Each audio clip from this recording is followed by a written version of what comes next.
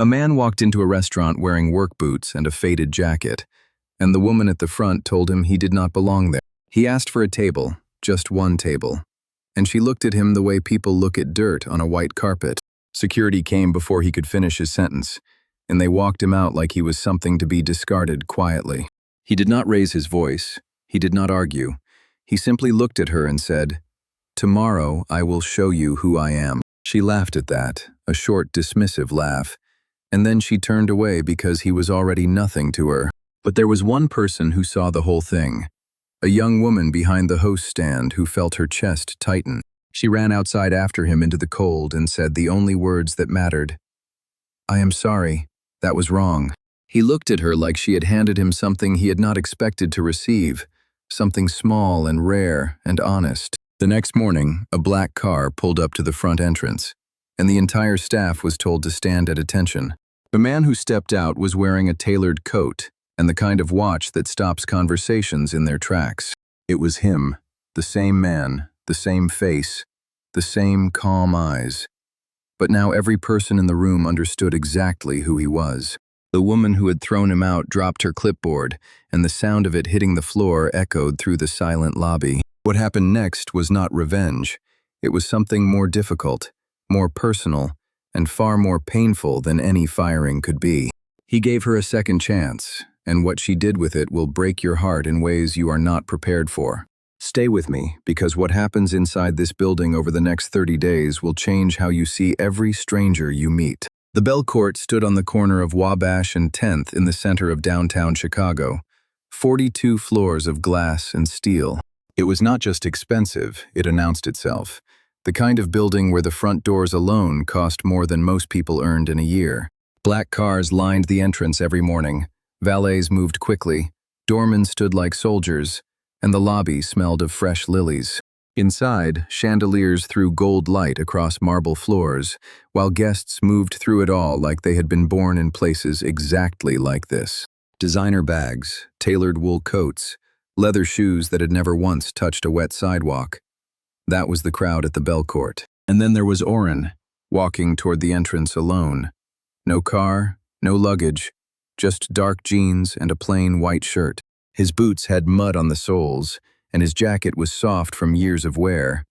But his face was steady, and his eyes missed nothing.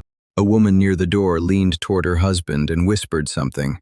Two men in blazers glanced at him and smirked behind their coffee cups. A man in a gray overcoat looked Oren up and down, then kept walking like he had not seen anything worth remembering at all. Oren heard every word, felt every glance, and his face did not change, not once, because he had felt this exact silence many times before. He walked through the revolving door and into the main lobby where the morning rush was already in full motion all around him. Guests were checking in, staff were gliding with precision, and the restaurant off the main floor was already half full with white tablecloths. Crystal glasses caught the light. A piano played softly in the corner, and the whole room hummed with the sound of people who felt welcome. Oren found an empty table near the window, pulled out a chair, and sat down looking out at the gray November sky above Chicago. Nobody came to seat him. Nobody brought a menu. 2 minutes passed, then 3, and still not a single person looked his way. At every other table, servers moved quickly, refilling water, delivering plates, smiling warmly. But at his table, there was only silence and distance. Then heels clicked across the marble floor, fast and deliberate, and a woman stopped at the edge of his table with a clipboard in her hand. Her name was Vivian, restaurant floor manager, mid-30s, sharp blazer, hair pulled back, and a smile that carried no warmth at all. She looked at Oren the way a person looks at something that has been placed in the wrong room by mistake and needs correcting. "Excuse me," she said, and Oren looked up calmly and asked if he could help her with something. She did not answer the question. She asked if he was a registered guest. He said no. She asked if he had a reservation. He said no again, quietly. She tilted her head and told him this was a private restaurant, that walk-ins were accommodated based on availability and suitability. She let that last word sit in the air like a verdict, and Oren looked directly at her and said, "I am suitable." She smiled and told him there were other places in the area that might be a better fit, and he asked, Better fit for what exactly? She did not answer that either, so he answered for her. For people who look like me, he said, and the table beside them went quiet. Vivian straightened and gestured to two security guards near the entrance. They came over without hesitation, and she asked them to escort him out. Oren stood slowly and looked at her, not with anger, not with shame, just a long, steady gaze she would remember later and wish she had not seen. "You are doing this because of what I am wearing," he said, and she replied that he did not have a reservation, and this was not his place. Something moved through his eyes fast, like a door opening and closing in the same breath, and then he said one word: "Okay." The guards walked him through the lobby while guests watched. Some looked away, some did not, and the piano kept playing as if nothing had happened. At the front desk, a young woman named Piper had seen everything. She was 24 and 6 months into the job, and her hands were shaking. She watched Oren get walked to the door and felt something tighten inside her chest, a feeling she could not push down no matter how hard she tried. Outside, Oren stood on the sidewalk in the cold air, looked up at the building, at the glass, at his own faint reflection staring back. He whispered one word: "Tomorrow." And then he heard a voice behind him say, "Wait, please wait," and he stopped walking. Piper was standing outside the door with her lanyard still bouncing against her chest and a look on her face like she had just broken a rule. "I am sorry," she said. "What happened in there was wrong." And Oren studied her face for a moment, because what he saw there was not pity. It was genuine discomfort at having witnessed something unjust, the kind of discomfort most people feel and then ignore because silence is easier. He asked her name. She said Piper. He said his name was Oren, nodded once, and then walked away without looking back. That night, Vivian sat in her office with a glass of wine and a spreadsheet. Satisfied, she had maintained the standard. That was her job. She said the word standard to herself twice, quietly, like something she had repeated so often it had lost its meaning entirely. The next morning came cold and fast. Floors were polished, stations prepped, and at 7, the senior director Garrett called an all-staff meeting. "We have an ownership visit today," he said, and the room shifted. The owner of Belcourt Holdings is doing an unannounced walkthrough. Someone asked who it was, and Garrett looked at his notes and said the name, Oren Belcourt, and the room went completely silent. 3 seconds of nothing, then controlled panic. Stations were double-checked, uniforms straightened, and Vivian stood in the center gripping her clipboard. Belcourt. She knew the name. The hotel was named after the family. She had always known that. She just had not. The thought would not finish. At 8:47, a black car pulled up, and Oren stepped out in a tailored coat with a watch the head doorman recognized instantly. Same face, same calm eyes, completely different context, and Garrett was already at the door saying, "Welcome back, sir," with his hand extended. Oren walked through the lobby slowly and stopped at the restaurant entrance where Vivian stood 20 feet away, holding absolutely still. Her clipboard slipped from her fingers and hit the marble floor, and the sound echoed through the lobby like a single note from a broken bell. He walked toward her and stopped, and the lobby fell into the kind of quiet that comes when everyone knows something is about to happen. "Good morning," he said, and her mouth opened but nothing came out, and he tilted his head and asked if she remembered what she had told him. "Look at me," he said, not loud, not cruel, just direct. And she raised her eyes and he asked if she wanted to explain or if he should. "I made a mistake," she whispered, and he corrected her. "You made a judgment based on what I was wearing, and then you had me removed." He turned to the staff gathered around them and said, "Whoever walks through that door gets treated the same, regardless of what they are wearing." "That is not just policy," he said. "That is the reason this place exists," and not a single person in that lobby made a sound. He told Vivian she was being removed from floor management and reassigned to back operations, effective immediately, and her eyes filled with tears. "I am not firing you," he said. "I am giving you the chance I did not have yesterday. Use it better than I did." She nodded slowly, picked her clipboard up off the floor, turned, and walked away without making eye contact with anyone in the room. Then Oren looked at Piper and said her name across the lobby, and every head turned toward the young woman at the front desk. "You came outside yesterday," he said, and she nodded. And he asked why, and she said because what happened was wrong and she could not just watch. "In 6 months, you understood something a 3-year manager did not," he said, and her breath caught because she had not expected anyone to notice. He told her she would shadow Garrett for 30 days across every department, and when she opened her mouth, nothing came out except thank you.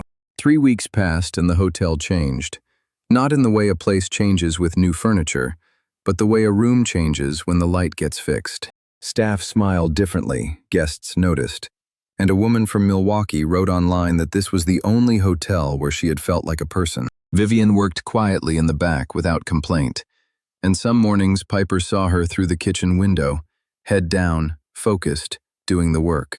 But something darker was growing inside Vivienne, a resentment she could not release. And late one night she asked a maintenance man named Bryce for help. She told him she needed something to go wrong, not dangerous but damaging enough to make it look like Piper could not handle the job. The sabotage came during a corporate dinner for 60 guests, a customized shellfish-free menu that somehow arrived at the lead table with shrimp on the plate. Piper caught it in time, but the damage was done.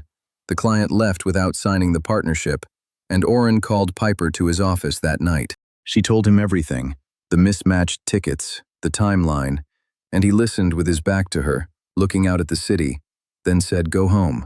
5 days later, a guest reported jewelry missing from her room, an $8,000 bracelet, and the security footage showed a woman with a silver star charm on her wrist. Piper recognized that bracelet instantly and turned toward the doorway where Vivian stood with her left hand hidden carefully behind her back. In the conference room, Oren placed the photograph on the table and asked Vivian to show her wrist, and the room stopped breathing entirely. She placed her hand flat on the table and the bracelet was there, thin chain, small silver star, and her face was the face of someone who had run out of road.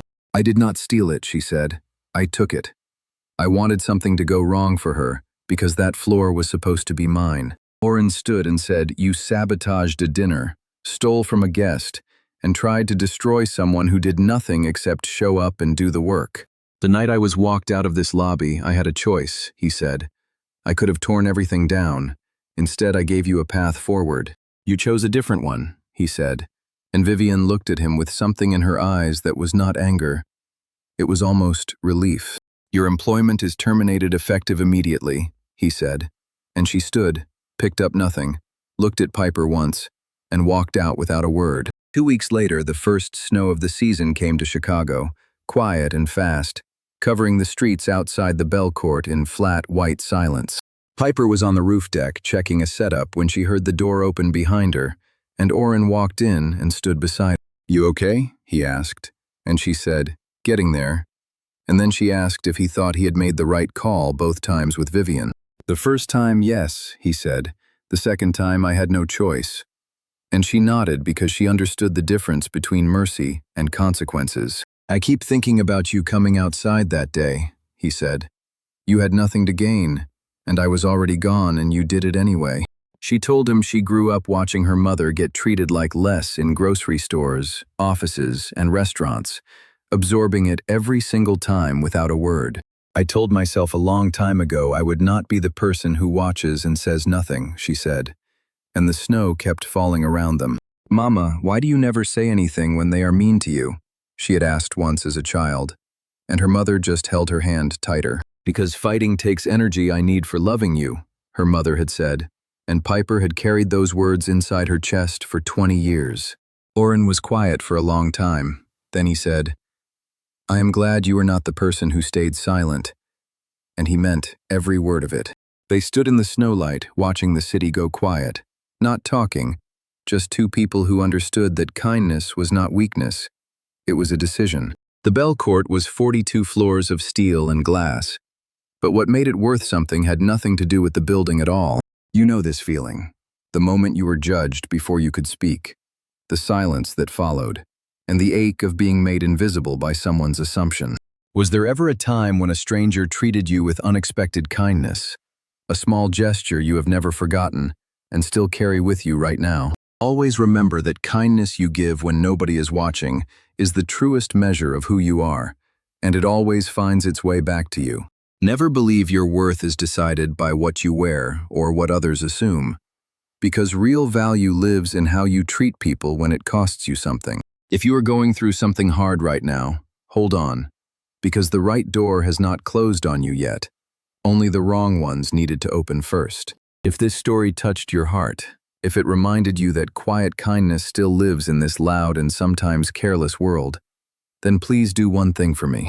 Subscribe to Soul-Stirring Stories and be part of a community that still believes stories can open the most tightly shut hearts around us.